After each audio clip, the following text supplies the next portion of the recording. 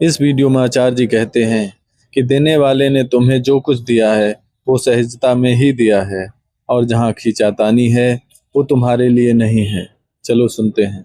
आचार्य प्रशांत, देने वाले ने तुम्हें जो भी कुछ दिया है वो सहजता में ही दे दिया है, और जो तुम्हें सहज न मिल रहा हो समझ लो कि वो तुम्हारे लिए है नहीं। कबीर साहब कह रहे हैं कि जो भी कुछ सहज मिल रहा हो वही मीठा है, और जहाँ कहीं खींचातानी है, जोर जबरदस्ती है, वो नहीं है तुम्हारे लिए। उसकी कोशिश व्यर्थ मत करो। ये संत की एक विशेषता होती है, उसे दुनिया से शिकायत नहीं होती है। तुम्हें दुनिया से बहुत शिकायत होती है ना, तभी तुम बहुत ज्यादा चीजों को बदलने की कोशिश करते हो। वो चीजों को नहीं बदलना चाहता। अगर उसे कभी कुछ बदलना भी है तो वो अपने आप को बदलेगा। वो बदलाव लाता भी है तो बड़ी सहजता से लाता है। तुम अगर देखो तो नदी चलती है पहाड़ से और समुद्र तक पहुंच जाती है, तो पानी की स्थिति में कितना सारा बदलाव आ जाता है। आ जाता है कि नहीं? जो पहले बर्फ था वो पहले पहाड़ का पानी बन जाता है, फिर मैदान का पानी बन जाता है, और अंततः वो समुद्र का पानी बन जाता है। लेकिन ये सारा काम बिना खींचातान के किया जाता है। नदी कहीं लड़ वड़ नहीं रही होती है। वो चुपचाप सहजता से जहां मौका मिला दाएं बाएं अपना रास्ता बनाते हुए आगे बढ़ जाती है, और इतना लंबा रास्ता तय कर लेती है। तो जैसे नदी का बहाव होता है ऐसा संत का मन होता है। वहां बहुत कुछ हो जाता है बिना खींचातान के, बिना कॉन्फ्लिक्ट टकराव के।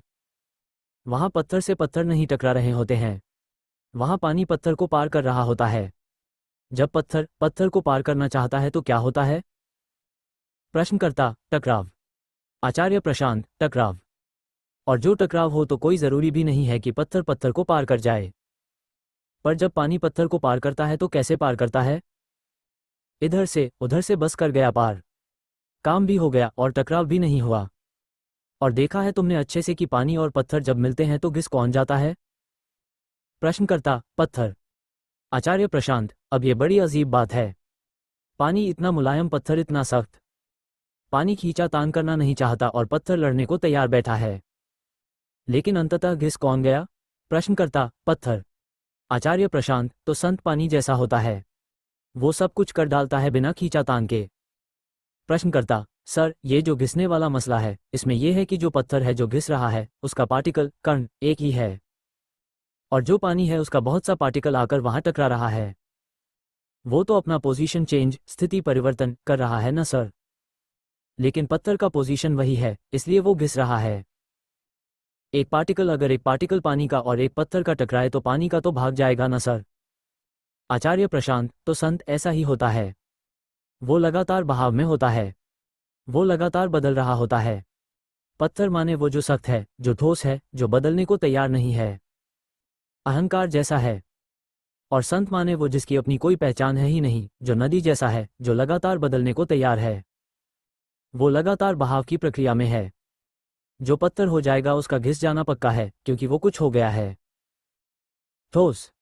जो नदी हो जाएगा उसका जीतना पक्का है, क्योंकि वो कुछ रहा ही नहीं। नदी माने क्या? एक पानी, दो पानी, तीन पानी, चार पानी, कौन सा पानी? नदी का पानी तो लगातार उत्तर का इंतजार करते हुए। भाई तुम नदी का पानी अभी उठाओ ऐसे अंजुलि में और थोड़ी देर में फिर उठाओ तो वही पानी है। प्रश्नकर्ता, न। आचार्य प्रशांत, तो कौन सा पानी? किस पानी को बोलोगे नदी का पानी? जिस भी पानी को बोलोगे कि ये नदी है वो पानी अगले ही क्षण बदल जाएगा। पत्थर नहीं बदलता, संत नदी जैसा होता है। उसके पास कुछ ऐसा नहीं होता कि जो अड़े। प्रश्नकर्ता, यहाँ बदलने का मतलब नहीं समझ में आया। आचार्य प्रशांत, बदलने का मतलब है कि अभी बैठे हो यहाँ पर मुझे सुन रहे हो, तो अभी तुम क्या हो गए? श्रोता। थोड़ी देर पहले तुम खाना बना रहे थे, तब तुम क्या थे? रसोइया। थोड़ी देर बाद तुम खेलना शुरू कर दोगे तब तुम क्या हो जाओगे? प्रश्नकर्ता, खिलाड़ी। आचार्य प्रशांत, तो लगातार तुम क्या कर रहे हो? प्रश्नकर्ता, बदल रहे हैं। आचार्य प्रशांत, बदल रहे हो? तुम ये थोड़े ही कहोगे कि मैं राजा हूं, तो मैं खाना बना रहा हूं तब भी राजा रहूंगा, तो सिंहासन वहां रखा जाए। बास्केटबॉल खेल रहे हैं राजा जी, तो बीच कोर्ट में क्या रखा गया है? प्रश्नकर्ता, सिंहासन। आचार्य प्रशांत, सिंहासन। अड़ियल आदमी पत्थर की तरह होता है कि बास्केटबॉल खेल रहा है तो बीच कोर्ट में उसको सिंहासन रखवाना है और उसको पास देना है, तो तुम उसके पास जाओ और अदब से उसको शहंशाह ए आजम को गेंद पेश की जाए, तो ऐसे आप उनको पास देंगे। और संत होने का मतलब ये है कि जब खेल रहे हैं तो खिलाड़ी हैं, जब पढ़ रहे हैं तो विद्यार्थी हैं, जब सुन रहे हैं तो श्रोता हैं, जब पका रहे हैं प्रश्नकर्ता तो पका हैं।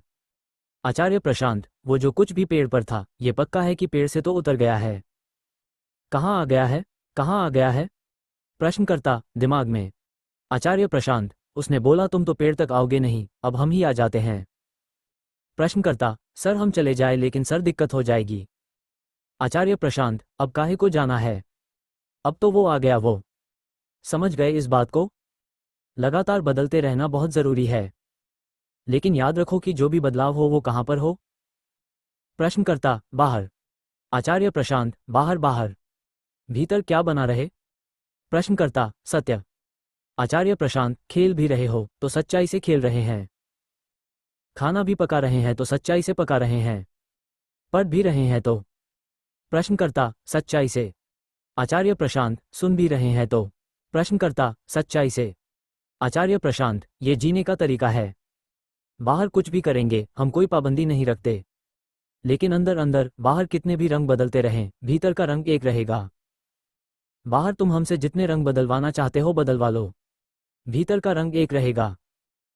जैसा कि आचार्य जी ने बताया, बाहर कितने भी रंग बदले पर भीतर का रंग हमेशा एक, सत्य रहना चाहिए। सहज रहें, खुश रहें। धन्यवाद।